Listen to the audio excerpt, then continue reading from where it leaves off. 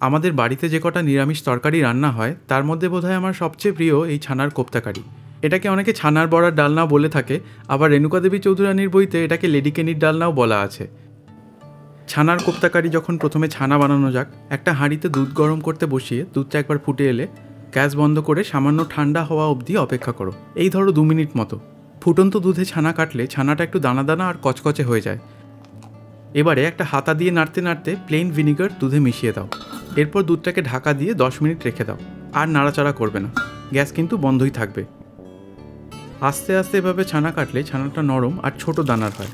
যখন দেখবে জলটা আর ঘোলাটে নেই, তখন পরিষ্কার কাপড়ে অথবা মিহি ছাঁকনিতে জলটা ঝরাতে দেবে। বেশি চাপাচাপি করার দরকার নেই, নিজে থেকেই জল ঝরে যাবে।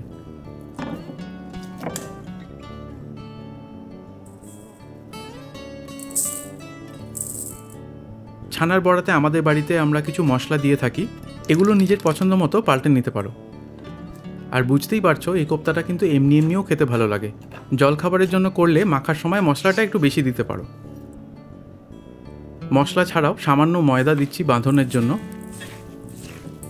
ছানাটা মসৃণ করে মাখতে হবে। নুন চিনি চেখে দেখে নেবে। নুন একটু কমের দিকেই হবে, কারণ পরে ঝোলের থেকে অনেকটা নুন বড়াটা টেনে নেবে। ছানাটা সমান ভাগে ভাগ করে নিচ্ছি। 500 গ্রাম ছানা থেকে 35টা মতো কোপ্তা হয়েছে।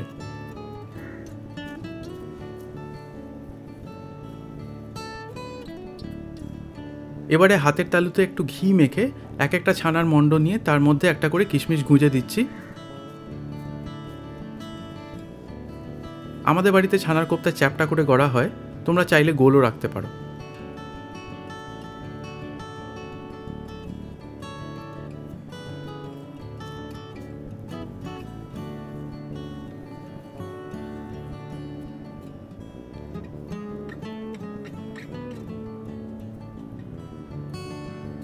এবারে সর্ষের তেল গরম করে মাঝারি আঁচে কোপ্তাগুলো ভেজে নিচ্ছি। অনেকটা লেডিকেনির মতো কড়া ভাজা, একটু মোটা একটা আস্তরণ চাই, তাতে গন্ধটাও ভালো হবে আর বড়াগুলো ঝোলে দিলে ভেঙে যাবে না। কোপ্তা ভাজা হয়ে গেলে কড়ায় 40 গ্রাম মতো তেল রেখে অতিরিক্ত তেলটা তুলে রাখো।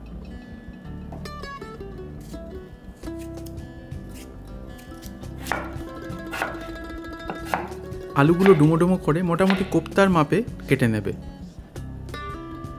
কাঁচা লঙ্কা চিড়ে রাখবে। আধা টমেটো 4 টুকরো করে কেটে নেবে।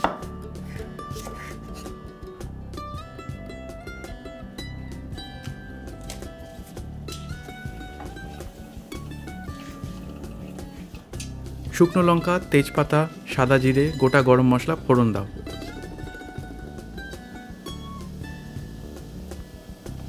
ফোড়নটা কম আছে মিনিট 2 ভাজবে। এবারে ধুয়ে জল ঝরিয়ে রাখা আলুগুলো দিয়ে দেব। অল্প নুন দিয়ে ঢাকা দিয়ে মাঝারি আঁচে ভাজবো। আলুতে একটু বাদামি রং ধরলে টমেটো দেব।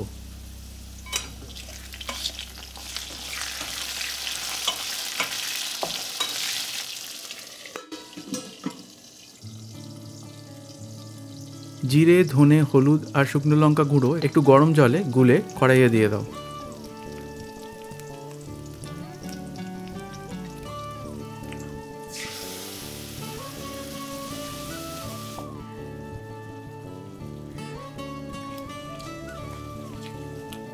এবারে ঢাকা চাপা দিয়ে আস্তে আস্তে মশলাটা কষবে।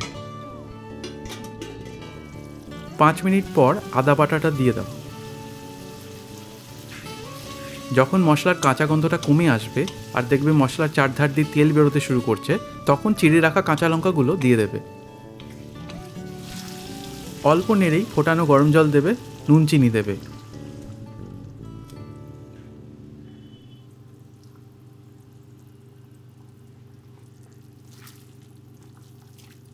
ঝোলটা ফুটে উঠলে ঝোলটা একটু পাতলা থাকতে থাকতেই কোপ্তাগুলো দিয়ে দিতে হবে, তাহলে কোপ্তাগুলো ঝোলটা শুষে রসে টইটুম্বুর হয়ে উঠবে। এই ধরনের রান্নায় জলটা এমনভাবে দিতে হবে যে বড়াগুলো ঝোল টেনে নেওয়ার পরেও যেন ভাতে মেখে খাবার মতো কিছুটা ঝোল থাকে।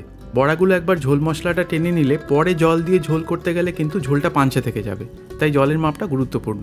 ব্যাস, রান্না শেষ। গ্যাস বন্ধ করে একটু ঘি গরম মশলা দিয়ে ঢাকা দিয়ে রেখে দেবে। পাতলা মুসুরির ডাল আর ভাতের সাথে এই তরকারি খুব ভালো লাগে। আজকে আমরা বিয়েবাড়ির মতো হালকা বাঙালি ফ্রাইড রাইসের সাথে খাচ্ছি। ফ্রাইড রাইসের রেসিপিটা বাংলায় এখনও করা হয়নি, ইংরেজি চ্যানেলে পেয়ে যাবে।